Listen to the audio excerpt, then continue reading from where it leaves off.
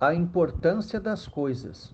E leu no livro diante da praça, que está fronteira à porta das águas, desde a alva até o meio-dia, perante homens e mulheres e os que podiam entender. E todo o povo tinha os ouvidos atentos ao livro da lei. Neemias 8:3. O ser humano caído é regido pelo princípio da desvalorização. É assim que coisas que são importantes, até vitais, tornam-se banais com o passar do tempo, vulgarizadas ou pela facilidade de usufruí-las ou pela simplicidade de acesso a elas. É dessa forma que casais apaixonados perdem o brilho do relacionamento com o passar dos anos, que a própria saúde é desconsiderada por uma pessoa saudável, que a família acaba trocada por aventuras imorais. A própria vida só é valorizada pelo pecador na perspectiva da inevitável morte.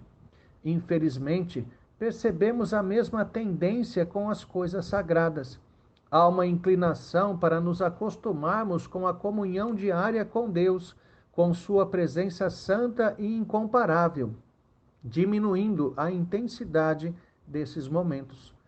O resultado será o afastamento progressivo, a falta de disciplina no exercício devocional, quando começamos a fazer concessões a outras coisas e até a pecados.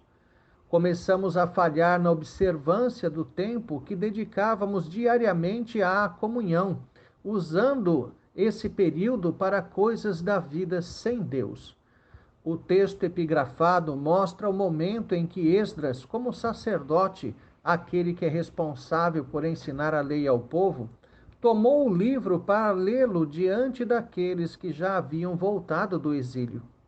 Entendamos que o desterro, para o habitante de Judá, não era apenas a perda de família e propriedade, a dissolução da sociedade e ser escravizado em terra estranha. Era também exílio de Deus. Estavam impedidos de realizar o culto no templo, devido à distância e ao fato de ter sido destruído. É algo ilógico e absurdo, mas a conclusão a que se chega é que, para o homem caído, é a perda que evidenciará novamente o valor das coisas que são realmente importantes. Assim, todos os que tinham condições de entender o que ouviam se postaram em pé desde o raiar do sol. Já era meio-dia e ainda estavam atentos às palavras de Esdras.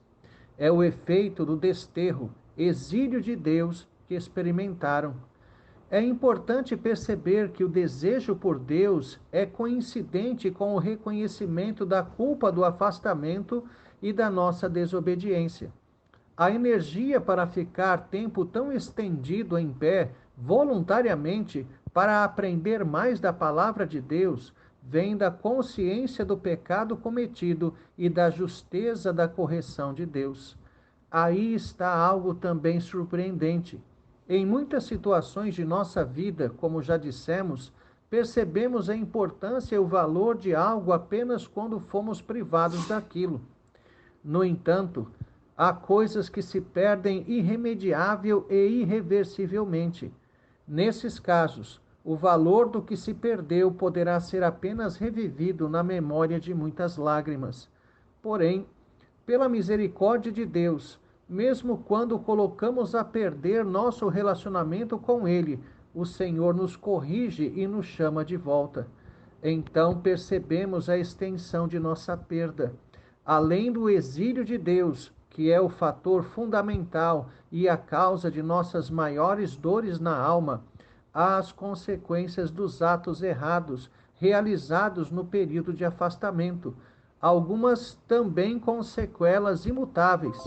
O mau uso do corpo, sua exposição a drogas, o rompimento de relacionamentos com pessoas preciosíssimas, a dilapidação de bens e recursos, a perda de oportunidades que não mais aparecerão.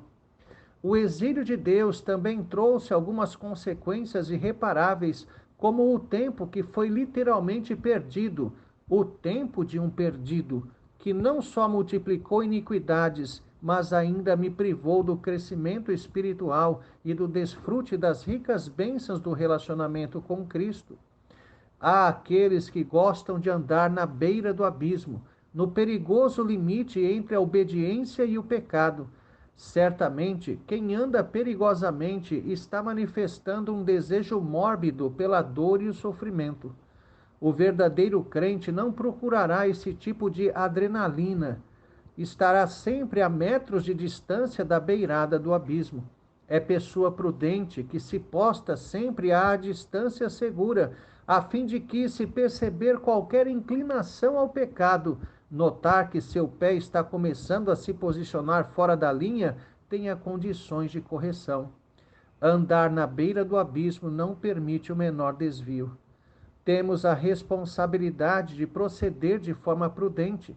Tenhamos disciplina diária no exercício espiritual, rogando sempre ao Senhor para que não nos deixe perder o brilho da comunhão com Ele. Supliquemos que Ele nos impeça de deixarmos de ver o valor das coisas que nos são verdadeiramente importantes.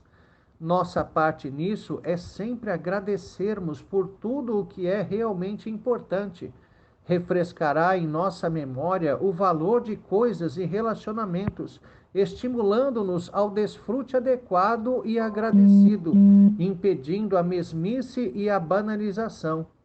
Pensemos em tais coisas valiosas que o Senhor tem nos dado, a começar da própria salvação e da palavra de Deus, mas também lembremos da família, dos irmãos de fé, das condições de vida e louvemos por tudo isso.